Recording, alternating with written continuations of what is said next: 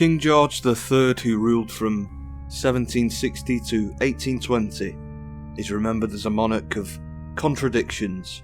He was dutiful, principled, and deeply committed to his country, yet plagued by bouts of mental illness that left him vulnerable, isolated, and feared by those around him. His reign saw both triumph and tragedy, the loss of the American colonies, the rise of the British Empire, and the slow unravelling of his own mind.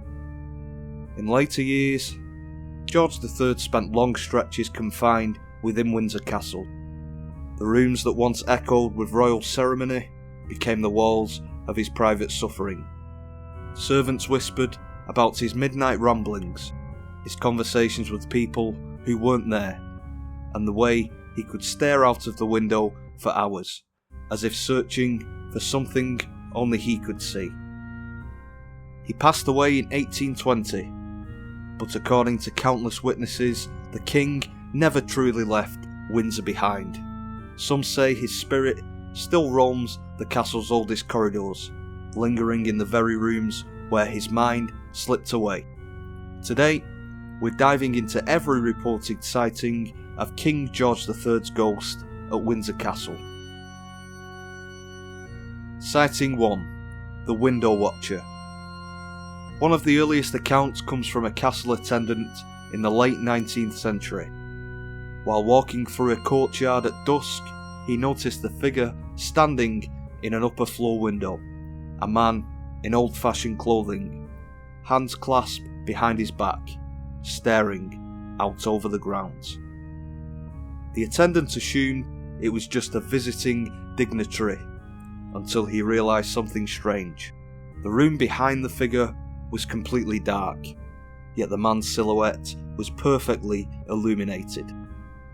When the attendant called up to him, the figure slowly turned its head. The attendant later said the face was pale, sorrowful, and unmistakably regal. Before he could react, the figure stepped backwards and vanished into the darkness.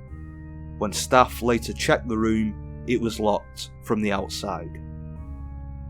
Sighting number 2. The Mutters in the Corridor. In the early 20th century, several night guards reported hearing soft muttering in the corridor leading to the rooms where King George III had been confined during his illness. The voice was low, rhythmic, as though someone were reciting a speech or praying. One guard described it as a man speaking to an audience that wasn't there. Whenever they approached the sound, it would stop abruptly. But the moment they walked away, it would begin again. Some guards refused to patrol that wing alone after midnight. Sighting number 3. The King in the Chair. During a routine cleaning in the 1930s, a maid entered one of the old royal apartments and froze, because sitting in a chair near the window was a man dressed in 18th century attire, powdered hair, dark coat, and a distant expression. He didn't look at her, he didn't move, he simply stared out of the window, hands folded neatly on his lap. The maid backed out of the room terrified. When she returned with another staff member, the chair was empty, but the cushion was still indented, as though someone had been sitting there moments before. Sighting number 4. The Library Encounter. In the 1950s, a historian working late in the Royal Library claimed he felt someone standing behind him. He turned, expecting a colleague, but instead saw a tall man in regal clothing, his face pale and lined with exhaustion. The historian recognised him instantly from portraits. It was King George III. The figure raised a hand as if to speak, but no sound came out. Instead, he simply watched the historian with a look of deep sadness.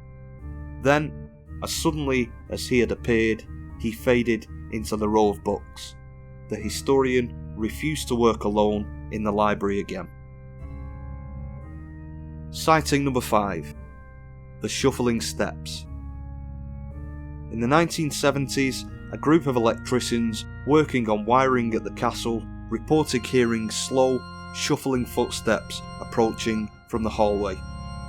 Thinking it was a supervisor, they called out, but no one answered their calls. The footsteps grew louder, stopping just outside of the door. One electrician opened the door, but the hallway was empty. And although the hallway was empty, the air was reportedly icy cold, and the men said they felt as though someone was standing between them, watching silently. Later, a castle guide told them that George III was often heard pacing the corridors during his confinement, dragging his feet as he walked. Sighting number 6. The Blue Room Apparition. In the 1990s, a visiting academic staying overnight in the castle's guest quarters reported waking up in the middle of the night only to see a man standing at the foot of his bed. The figure wore a dark coat and had a sorrowful expression. The academic said the man whispered something unintelligible, then turned and walked towards the wall, passing straight through it. The next morning, he described the figure to staff. They told him he had just described King George III, and the wall the figure walked through, it once led to the king's private chambers. Final recent sightings. Although these are not one specific account, modern visitors and staff continue to report strange occurrences in the areas associated with King George III. Some of these sightings have included reports of a shadowy figure standing near the windows he once stared through, soft muttering in empty rooms, sudden cold spots, the sensation of being watched, and footsteps that stop the moment someone turns around.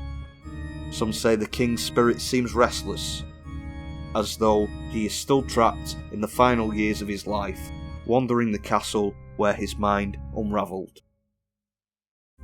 From shady figures to whispered voices, from pacing footsteps to full apparitions, the ghost of King George III has become one of Windsor Castle's most enduring legends. Whether he lingers out of sorrow, confusion, or a longing for the world he once ruled, one thing is clear: the king who lost himself within these walls may never have truly left them.